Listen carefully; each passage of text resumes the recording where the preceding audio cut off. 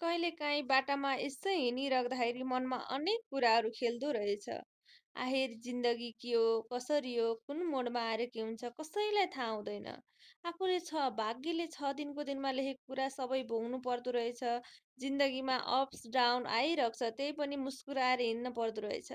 भगवानले यसले सहन सक्छ भनेर होला, भगवानले धेरै सहने शक्ति प्रदान गरेको। मान्छेले रिस ड्रा गरे पनि सहनै पर्ने, हरेक कुरा गरे पनि सहनै पर्ने। आखिर परीक्षा नै यही रहेछ, जिन्दगी नै यही रहेछ। अनि त्यसैमा आफू रमाउनु पर्दो रहेछ र रमाइरहन पर्दो रहेछ।